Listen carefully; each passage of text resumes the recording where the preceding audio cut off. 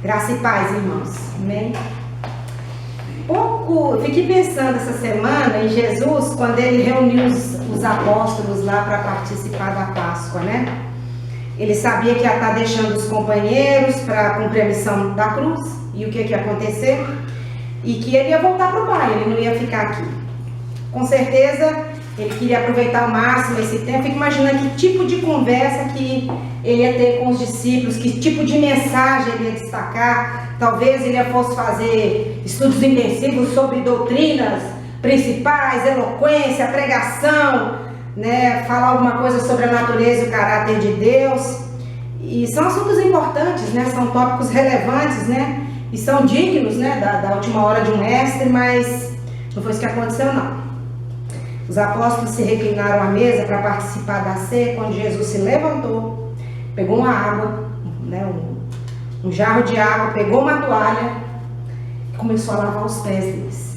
Está lá em João capítulo 13, verso 12 a 20. Verso 12 diz assim: depois de lhes ter lavado os pés, tomou as vestes, voltando à mesa, perguntou-lhes: compreendeis o que eu vos fiz? Vós me chamais de mestre, e o Senhor... Vós me chamais o mestre e o Senhor, e dizeis bem, porque eu sou. Ora, se eu, sendo o Senhor e o mestre, vos laveis os pés, também vós deveis lavar os pés uns dos outros. Porque eu vos dei exemplo, para que, como eu vos fiz, vós façais também.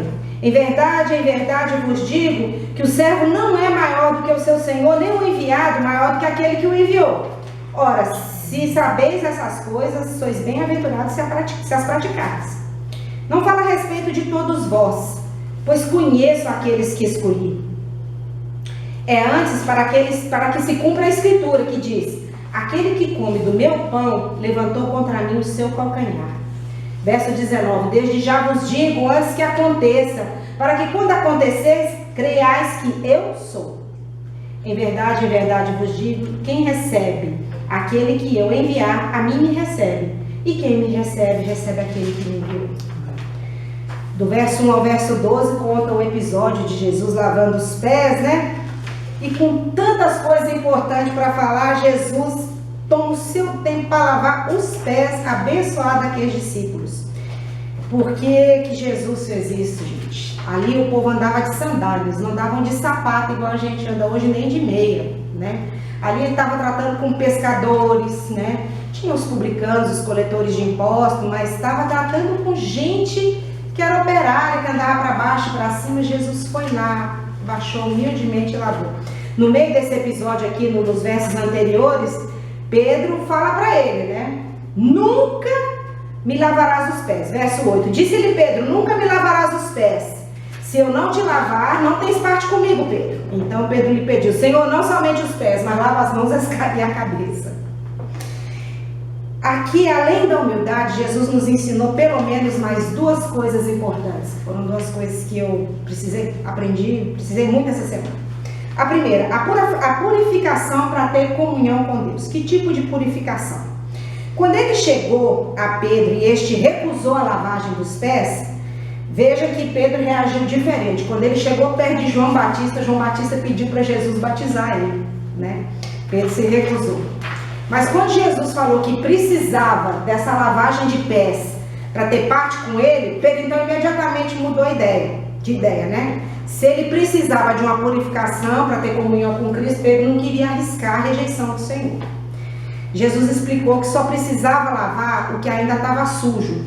Assim ele comentou sobre o grupo de apóstolos. Ele comenta aqui em cima: a maioria já estava purificada, mas nem todos. Judas Iscariotes, né, no caso, não manteria comunhão com Cristo, porque o seu coração tinha sido dominado por Satanás. Já tinha vindo a ser, ele tinha sido dominado por Satanás. O lavar os pés possui então dois significados na Bíblia. Lavar os pés uns dos outros é restaurar uns aos outros, é reavivar uns aos outros. Jesus lavar os pés dos discípulos possui outro significado. A obra do Senhor tem dois lados: imolar o cordeiro, né, o sacrifício, e queimar o holocausto. Jesus, pela sua morte e ressurreição, encerrou em si mesmo as duas coisas. Ao aplicarmos o efeito de toda essa obra em nós, também há dois lados: lavar os pés e o banhar-se. Ele nos lavou, deu um banho em nós pelo seu próprio sangue. A sua obra de redenção, de fato, foi cumprida de uma vez por todas. Quando nós cremos nele, o recebemos como Senhor e Salvador, somos lavados por meio do seu sangue e ficamos totalmente limpos. Então, por que lavar os pés? Graças a Deus por todo esse banho, porque os nossos pecados foram lavados, né, por meio de Jesus. E agora nós cremos, nós estamos limpos, mas nós não conseguimos evitar na nossa caminhada certas impurezas, consequências às vezes de nossas escolhas, tentações que nós não vencemos, a ira, a mentira, a impureza sexual, os nossos medos, a falta de fé muitas vezes, a nossa falta de amor pelo próximo, por nós mesmos. Isso tudo são sujeiras que vão contaminando os nossos pés, o que nos leva a não amarmos verdadeiramente a Deus, porque quem ama a Deus obedece. Lavar os pés ocorre por meio da palavra de Deus. Através da obra do Espírito Santo, a gente consegue ser limpo, consegue ter os nossos pés. É só assim que a gente consegue se desembaraçar dessas impurezas. A gente buscando onde a palavra é ensinada, a gente meditando nela, orando em todo o tempo, se confessando a Deus, Ele nos purificará, nos santificará e poderemos nos achegar a Ele, ter acesso a Ele vivendo em paz. Se formos limpos de uma vez por todas para o seu sangue, Jesus não precisa vir e fazer essa obra de novo. Nós somos limpos continuamente, tendo por base uma única obra, buscando o Senhor. Está escrito em Hebreus 12:14 que a gente deve se esforçar e buscar continuamente. Esforcem-se para viver em paz com todos e para serem santos, porque sem santificação ninguém verá a Deus. A segunda coisa que a gente aprende com o lava-pés é amar a todos, incluindo amar os não amáveis. Jesus amou os seus até o fim. Verso 1 diz assim: ora, antes da festa da Páscoa, sabendo Jesus que era chegada a sua hora de passar deste mundo para o Pai, tendo amado os seus que estavam no mundo, amou-os até o fim. Até o fim.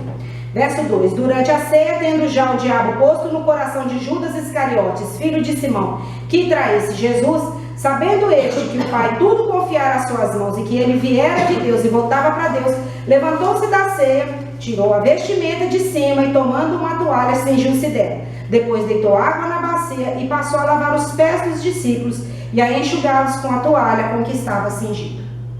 Jesus amou os seus até o fim. A expressão de amor do verso 1 nos leva a uma reflexão sobre amar e sobre a quem amar. O amor de Jesus até o fim era um dos seus. No verso 18 desse mesmo capítulo, Jesus diz que conhece aquele que são seus. E isso incluía aquele contra quem se levantaria o calcanhar. Amar aqueles que escolhemos amar é uma coisa. Amar a todos, inclusive aquele que levantou o calcanhar, já é uma outra história. Jesus se referia àquele que o traiu. Nos versos 14 e 15, Jesus explica a seus discípulos que assim como ele, mesmo sendo Senhor e Mestre, lavou os pés dos discípulos, era para os discípulos fazerem o mesmo. Ele deixou exemplo, ele não passou conceito. Diferente do modo de ensinar que se dá no Oriente, onde o ensino, a educação, normalmente é uma passagem de conceito, o costume oriental à época era ensinar dando exemplo. Portanto, o convite de Jesus era para que amássemos uns aos outros, inclusive os não amáveis. Amar os amáveis é relativamente comum, fluido, fácil, natural, mas amar aqueles que não escolhemos e que não são amáveis é outra história. Judas trairia Jesus e o mestre sabia disso. Mesmo assim, ele o convidou para a ceia. Ele partiu o pão, ele deu vinho, ele andou com ele 3 anos, ele discipulou, ele ensinou o tempo todo, mesmo sabendo que Judas ia trair. Amar os não amáveis inclui amar os que nos perseguem, os que nos traem, os que nos desapontam, frustram nossas expectativas, extenuam a nossa paciência, nos envergonham, nos contrariam, os que são diferentes de nós por alguma condição financeira, de formação cultural, acadêmica, social, de temperamento diferente, de nacionalidade diferente, de vida profissional diferente. Enfim, a agenda que Jesus propõe com a sua pregação é uma agenda complicada. Parafraseando C.S. Lewis, eu diria a vocês que se você procura um caminho fácil de acesso a Deus, eu não recomendaria o cristianismo. O Evangelho de Jesus inclui uma agenda de renúncia, de ter o controle sobre todas as coisas de si mesmo, de resolver você as suas coisas, marcar os seus horários, suas viagens, suas agendas, porque é confiar tudo nele e confiar tudo para ele. É uma agenda que inclui servir, não mais ser servido, inclui perdoar o imperdoável muitas vezes. E isso só mesmo a graça e o poder do Espírito Santo pode fazer. A agenda do cristianismo inclui não viver só para si mesmo, mas além, requerendo muitas vezes esse abrir mão das coisas que te agradam. Coisas que nos agradam e que não são necessariamente ilícitas, mas que não são para nós naquele momento, que talvez pela soberania de Deus nunca o seja. É frustrante? Talvez. Deus tem o direito de frustrar os meus e os seus planos. Ele ganhou esse direito na cruz, quando Ele morreu pelo meu e pelo seu pecado, que nos levava à morte. Nós não podemos esquecer que cada um de nós merecia estar lá, cada um com a sua cruz, pelo seu respectivo pecado. Jesus não merecia, não tinha nada com isso. Mas Ele fez isso mesmo por nós. E está vivo. O amor dele por nós fez com que Ele tivesse tudo a ver com isso.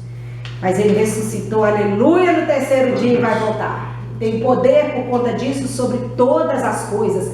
Todas. Nada é impossível a Deus. Inclusive transformar a mim e a você em pessoas capazes de amar os não amáveis, perdoar o imperdoável e transformar esse mundo e a nossa geração com a nossa existência.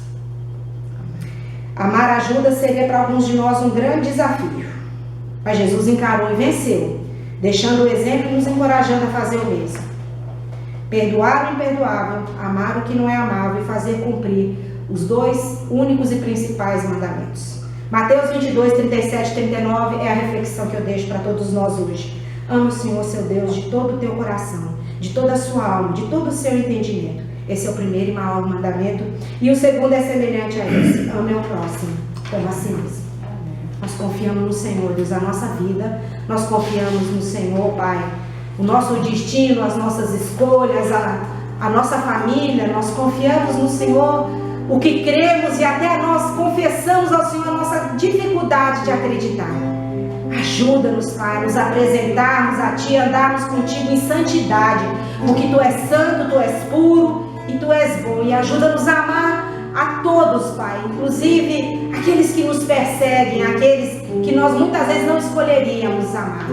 Ajuda-nos, Pai, a sermos não só a Tua imagem e semelhança, mas parecidos contigo, vivendo a Tua palavra, seguindo o Teu exemplo, no nome de Jesus.